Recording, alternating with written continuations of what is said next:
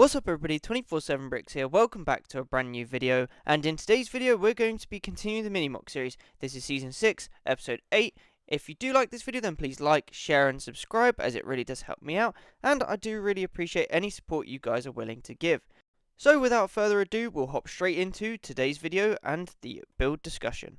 So jumping straight into the overall build discussion, this is the part where I run through all the different color variants and texture variants that we're going to be using in today's mock. So to start off with, we've got the dark green here. This will be the main sort of color that we'll be using for the groundwork. I might add a bit of medium nougat as well as a bit of brown that we have over here, and I also have a bunch of the light grey tile circular pieces here that I'll use for some pebbles or some stones or something. So I've got a really cool idea with them. Now we're moving on to the plants. I've got quite a few different plants, so I'm just going to dump them out onto the table so you guys can see them. Now we've got a few different colours of the leaf pieces here. We've got yellow, we've got the lilac, we've got the dark orange. Following this we've got smaller variants where we've got the sand green, and I do think I have a dark orange one lying around that I might use. I think I've got a couple of them. Following this we've also got some olive green stems and reeds here, as well as the studded leaf piece. Now this will create some nice plants that we'll add around the mock. As well as this we also have the brown seaweed pieces, as well as a twig and some brown teeth pieces which look quite cool. Now we're going to hop straight into a time lapse. You guys can watch me build the mock and we'll check out the story and do an overall review at the end.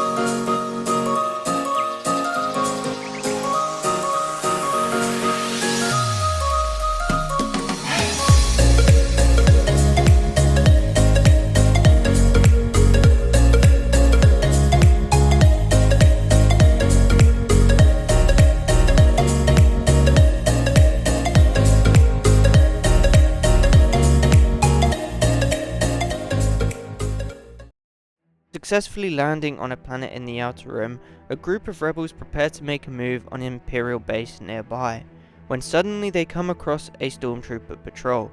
Immediately they open fire and engage the Stormtroopers in hand-to-hand combat.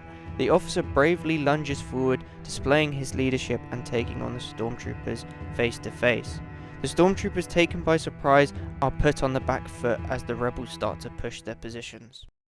And this is the mock complete. Now, like in all my videos, I'm going to give you guys a quick 360 of the mock so you guys can get a clear overall view, so you guys can see as much of the details in this mock as possible.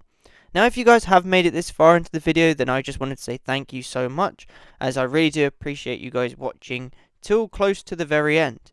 Now, if you do like what you see and you keep finding yourselves coming back here, then please consider leaving a like, sharing and subscribing like I said at the start of the video, as it really does show me that you guys are interested in what I do, and it really does keep me motivated to keep providing content like this for you guys. Now, hopping straight into the overall mock review, this is the part where I tell you guys how I thought this mock turned out and all the things that I could have done to improve it. Now, in my opinion, I think there are a few things that I could have done better, and a few things that I wish I could have added more of. Now, I do wish that I could have added more trees, but due to part constraints, I wasn't able to add as many as I thought. However, I was able to add quite a few which do look really cool. On top of that, I need to start using my pieces a lot more, as I'm very piece conscious, and I'm really worried that I won't be able to finish the mock. But what I need to start doing is I need to start winging it and just start building as much as possible, despite the fact of my parts and how many pieces I actually have. As like I said, I'm very worried that I won't finish the mock, so I need to start focusing on actually building the mock and actually doing as much detail as possible, rather than worrying about how many pieces I actually have left.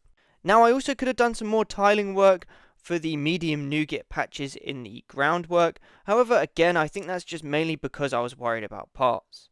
Now, the thing that I do really like about this mock is that I actually use some rebels and stormtroopers, which I rarely use, and I'm really happy with how my custom rebels look.